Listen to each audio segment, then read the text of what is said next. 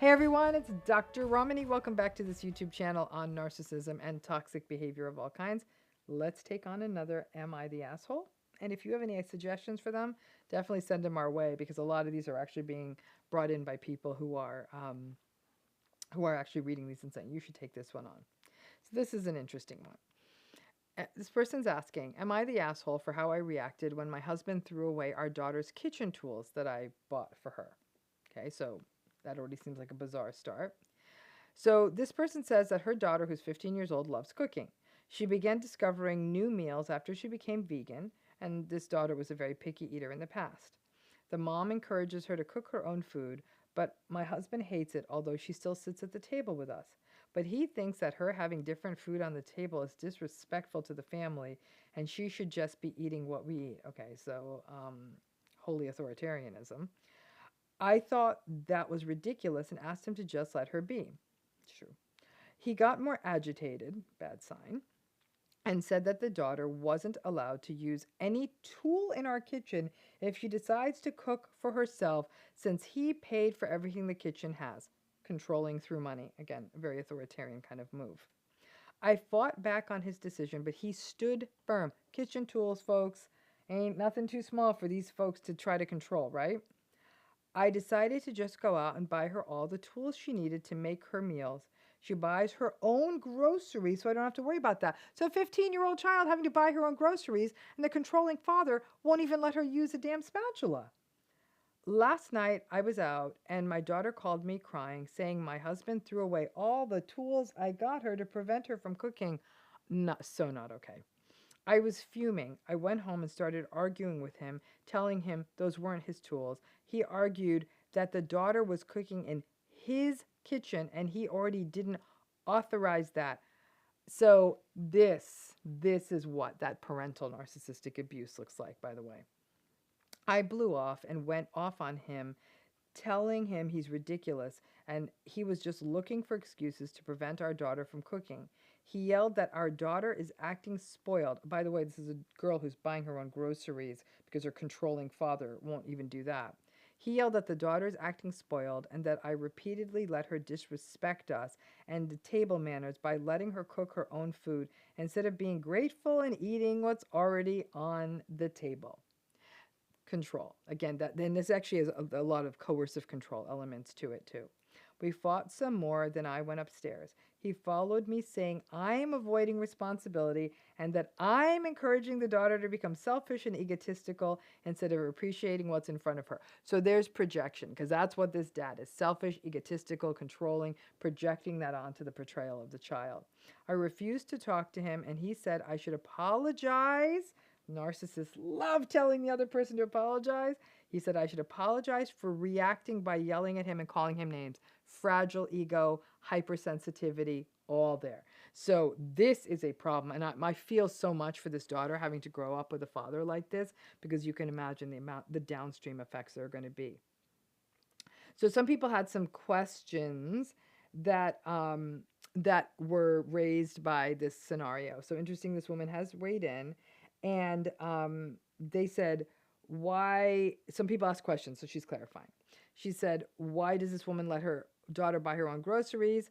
This lady says two reasons. One is that she uses the money I give her to buy groceries. So she's actually, the mom's providing the grocery money. And two is that she knows what she needs to cook her meals and has more knowledge with vegan products, so she shops by herself. And sometimes I take her with me if it's a new place. So mom is so it's still mom's providing the grocery money. The daughter's getting her own food. Number two, is there a cultural factor? She says, we're from Latin America and my husband's the sole provider for the family. I'm sorry. I don't care where you are from the world. If you're behaving in a controlling manner, that's just not good for anybody. Number three, why can't the whole family eat vegan? And she said, because I have younger kids and they don't eat vegetables. Okay.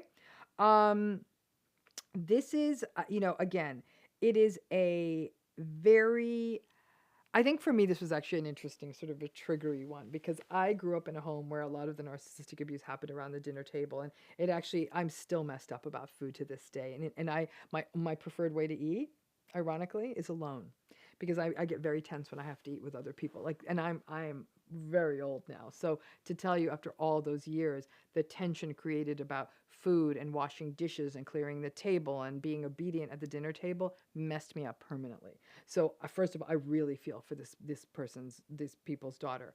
The authoritarianism, the control, my food, my house, my rules. It sets up so many vulnerabilities in a child who will either be at risk for finding someone like this and repeating the cycle again, or living in absolute anxiety. It's complete invalidation. The daughter has found a style she wants to eat in.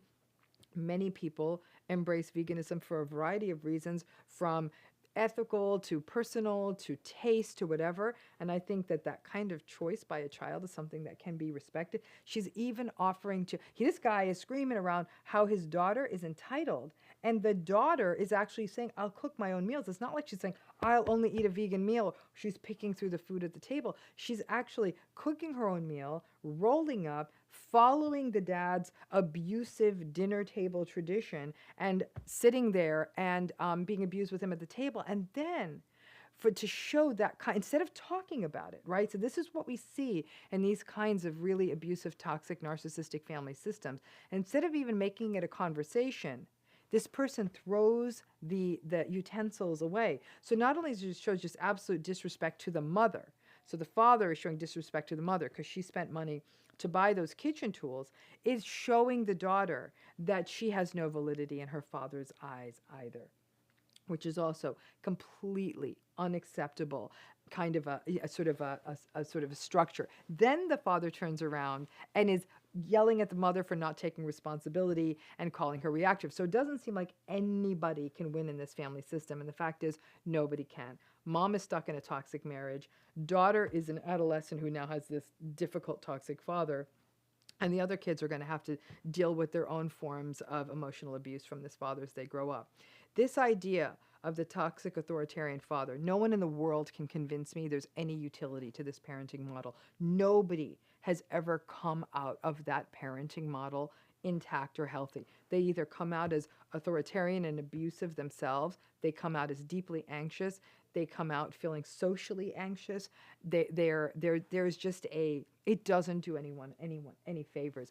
And again, I will tell you, like, making it around food, which is such a primal everyday need, is something that's very, very classical in these narcissistic relationships. And I paid for the food, and I paid for this. So this idea that for the narcissistic parent, that things become very transactional. Again, I don't know if the father is narcissistic, certainly toxic, controlling, authoritarian, emotionally abusive. So maybe the word narcissistic isn't right as much as it is all of these really, really unhealthy dynamics. And then turning the relationship into something transactional. I paid for all of this. I bought your absolute obedience. Never, never healthy. I'll tell you that again, in many, many people I have worked with, the dinner table and the dinner hour or the meal times was one of the more toxic experiences. It was an opportunity for whoever the most abusive, controlling family member is, often a father, could also be a mother, but whoever that person was, to really hold court and menace everyone else in the family system. There's a real obedience. You'll show up. You'll show up at the time I say it. It's almost like it's a place where that family member derives more power. I actually am so against that entire setup. I don't serve meals. I don't serve meals at a sit-down table with my children. We find alternative ways to sit down and do it, and do something else while we eat, so it doesn't have that hierarchical structure. That is how offensive I find that structure, and we have wonderful discussions and conversations. And like I said, it really screwed me up around food, even how weight, all of that, because of how anxious and fraught a space that dinner table was. That whole idea of how dare you waste the food I buy, but absolutely no willingness to say, oh, my daughter is eating a different way. Let me get to know her. Let me respect her. Let me have empathy for her. But instead, this was a story that was characterized by no empathy, lots of entitlement, lots of grandiosity, being drunk on one's own power, sort of this superficial need to make a childish, petulant, tantrumy point by throwing away the utensils. It's his damn money. And then the triangulated structure that the mother's caught in it. I mean, mom doesn't have a fighting chance of making a healthy marriage out of this, but may have her own reasons. As we know, many survivors stay for a variety of reasons, could be cultural, could be that she has other children, could be financial. He's the sole breadwinner. And this is another reason why that sole breadwinner model is a very, very risky one when you are dealing with a high conflict, antagonistic, difficult, or narcissistic partner. I feel for their daughter because, like I said, I felt actually as I read this was one of the few times I read one of these Am I the Assholes, and I actually felt physiologically triggered when I'd read it the first time. And then when I really stopped to think about what it must be like for this daughter to grow up in a house like this, and all she wants to do, I mean, you should be proud of a daughter who actually wants to learn to cook her own meals, become independent in that way, does her own grocery shopping, and that you can't celebrate that, that you expect your children to be these sorts of obedient, kinds of fearful people in your life. Not a good place to start. I'm sure many of you might resonate with this kind of a toxic dynamic. I was troubled by it, and it really makes my heart heavy to think of the hard path forward for not only for the daughter, the 15-year-old cooking daughter, but the remaining siblings and even the wife. So yeah, these are patterns that run deep and can affect everyone. And like I said, that dinner table, honestly, is one of the most toxic theaters that we can see in a narcissistic family system. Thanks again.